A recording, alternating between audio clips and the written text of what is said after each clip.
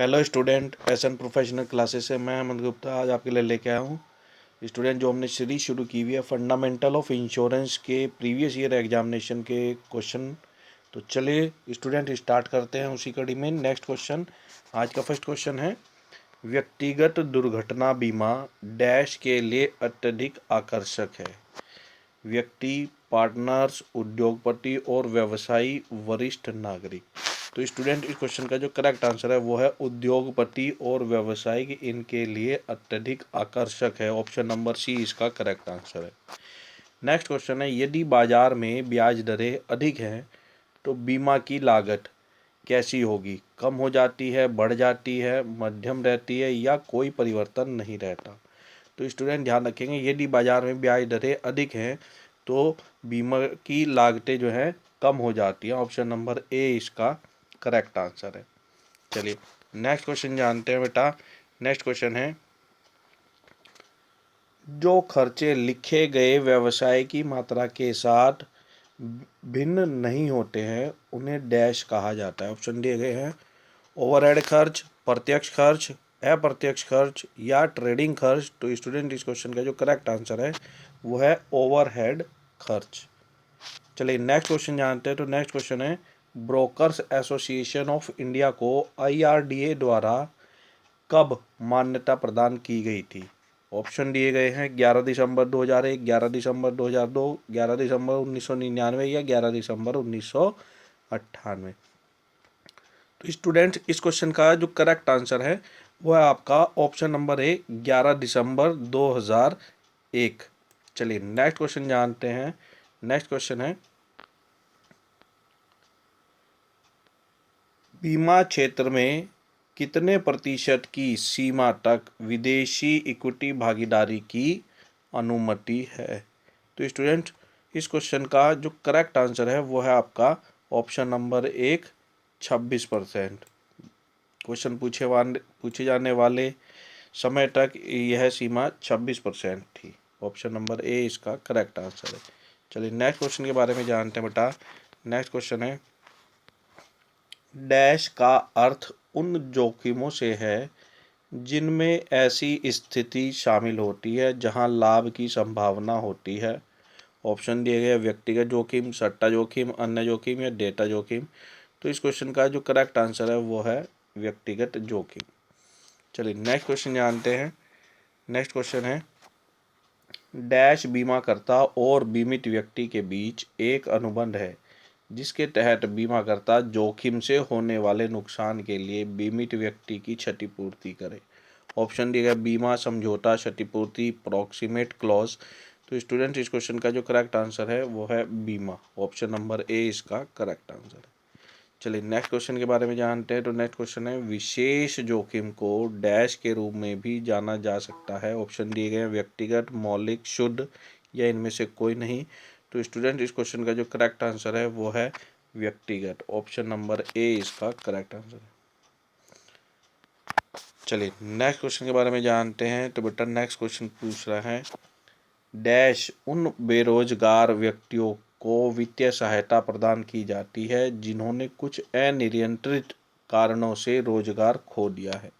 Option दिए गए, विश्वसनीय प्रतिभूति बीमा, ट्रांजिट बीमा में नकद, सामाजिक बीमा, बेरोजगारी बीमा। तो स्टूडेंट, इस क्वेश्चन का जो करेक्ट आंसर है वो है बेरोजगारी बीमा। ऑप्शन नंबर डी इसका करेक्ट आंसर है। नेक्स्ट क्वेश्चन है, डैश जोखिम के एक हिस्से को दूसरे बीमाकर्ता को हस्तांतरित करने की एक विधि है। ऑप्शन दिए गए, पुनः बीमा, बीमा के तहत, दोहरा बीमा या इनमें से कोई नहीं। तो स्टूडेंट, इस क्वेश्चन का जो करेक्ट आंसर है वो है री इंश्योरेंस, पुनः बीमा। क्या पुनः बीमा जोखिम के एक हिस्से को दूसरे बीमाकर्ता को हस्तांतरित करने की एक विधि है। ऑप्शन नंबर ए इसका करेक्ट आंसर है। चलिए नेक्स्ट क्वेश्चन के बारे में जानते हैं। नेक्स्ट क्वेश्चन है, बीमा डैश का एक अनुबंध है। ऑप्शन दिए गए हैं आपको, क्षतिपूर्ति, जमानत, गारंटी या इनमें से कोई नहीं। तो स्टूडेंट, इस क्वेश्चन का जो करेक्ट आंसर है वो है क्षतिपूर्ति, indemnity. Insurance is a contract of indemnity. चलिए नेक्स्ट क्वेश्चन है, एक बीमित व्यक्ति द्वारा नामांकित किया जा सकता है। किसे नामांकित किया जा सकता है? केवल एक व्यक्ति को, केवल दो व्यक्तियों को, केवल चार व्यक्तियों को, या एक से अधिक व्यक्तियों को। तो स्टूडेंट इस क्वेश्चन का जो करेक्ट आंसर है वो है मोर देन वन पर्सन, एक से अधिक व्यक्तियों को। ऑप्शन नंबर डी इसका करेक्ट आंसर है। चलिए नेक्स्ट क्वेश्चन जानते हैं। तो नेक्स्ट क्वेश्चन है, मृत्यु की दशा में एक बीमा धारक की पॉलिसी का भुगतान किया जाता है। नामांकित व्यक्ति को, उत्तराधिकारी को, सरकार को, या इनमें से कोई नहीं।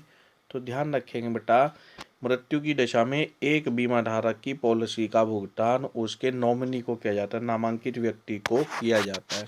इसलिए मोस्ट इम्पोर्टेंट है, आप फाइनेंशियल टर्म में जहाँ पे भी अपना डिपॉजिट कर रहे हो, चाहे FD, RD, saving account, PPF, किसान विकास पत्र, इंश्योरेंस, कोई भी इंस्ट्रूमेंट है जहाँ पर आप अपना पैसा जमा करा रहे हो, वहाँ पे नॉमिनेशन 101% होना चाहिए।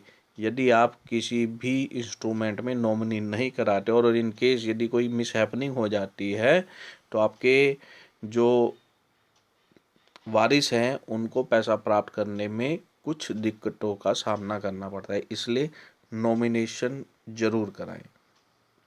चलिए नेक्स्ट क्वेश्चन जानते हैं बेटा। नेक्स्ट क्वेश्चन है,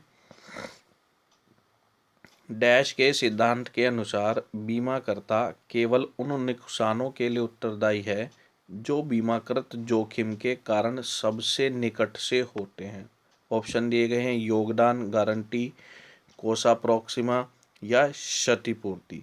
तो स्टूडेंट्स इस क्वेश्चन का जो करेक्ट आंसर है वो है कोसा प्रॉक्सिमा। ऑप्शन नंबर सी इसका करेक्ट आंसर है। चलिए अब नेक्स्ट क्वेश्चन के बारे में जानते हैं। तो नेक्स्ट क्वेश्चन है, डैश का प्रयोग उन अनुबंधों में किया जाता है जो किसी निर्दिष्ट घटना के घटित होने पर निश्चित राशि के भुगतान की गारंटी देते हैं। Dash is used in those contracts which guarantee the payment of certain sum of money on the happening of a specified event। Option दिए गए हैं बेटा आपको, assurance, insurance, indemnity, none of the. तो इस क्वेश्चन का बेटा जो करेक्ट आंसर है वो है एश्योरेंस। ऑप्शन नंबर ए इसका करेक्ट आंसर है। चलिए नेक्स्ट क्वेश्चन के बारे में जानते हैं बेटा। नेक्स्ट क्वेश्चन है हमारा, डैश अवधि के अंत में या बीमित व्यक्ति की मृत्यु पर पॉलिसी धारक या उसके नामांकित व्यक्ति को बीमित राशि का भुगतान सुनिश्चित करता है। ऑप्शन दिए गए, पूरे जीवन को की योजना, एंडोमेंट इंश्योरेंस, संयुक्त जीवन पॉलिसी, या इनमें से कोई नहीं। तो स्टूडेंट इस क्वेश्चन का जो करेक्ट आंसर है वो है endowment insurance. Option number B इसका करेक्ट आंसर है। चलिए नेक्स्ट क्वेश्चन जानते हैं। तो बेटा नेक्स्ट क्वेश्चन है, समूह बीमा के प्रस्ताव को कहा जाता है? नेता प्रस्ताव, मास्टर प्रस्ताव, मुख्य प्रस्ताव, या इनमें से कोई नहीं। तो स्टूडेंट इस क्वेश्चन का जो करेक्ट आंसर है वो है मास्टर प्रस्ताव। क्या कह रहे हैं? The proposal for group insurance is called master proposal. Option number B इसका करेक्ट आंसर है। चलिए नेक्स्ट क्वेश्चन के बारे में जानते हैं। तो नेक्स्ट क्वेश्चन है,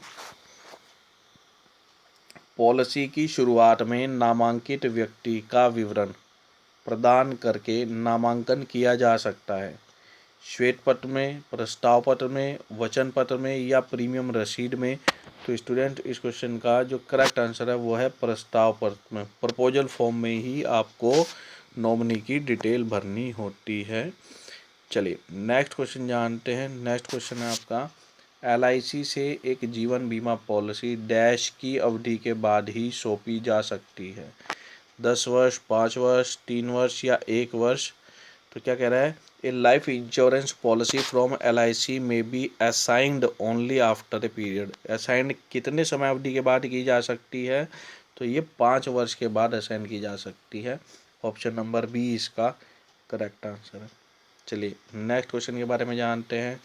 नेक्स्ट क्वेश्चन है, एलआईसी के तहत कितने क्षेत्रीय कार्यालय कार्य कर रहे हैं? 5 जोनल कार्यालय, 8 जोनल कार्यालय, 10 जोनल कार्यालय, या 15 जोनल कार्यालय। तो ध्यान रखेंगे बेटा, इस क्वेश्चन का जो करेक्ट आंसर है वो है 8 जोनल कार्यालय, 8 जोनल ऑफिस है LIC के काम करने के लिए। तो स्टूडेंट ये थे आज के हमारे महत्वपूर्ण क्वेश्चन। यदि आपने चैनल को अब तक सब्सक्राइब नहीं किया तो चैनल को सब्सक्राइब जरूर कर ले, ताकि इसी प्रकार के अपडेट आपको टाइम टू टाइम प्राप्त होते हैं। मिलते हैं अपने नेक्स्ट वीडियो में, तब तक के लिए bye bye students and best of luck for your examinations.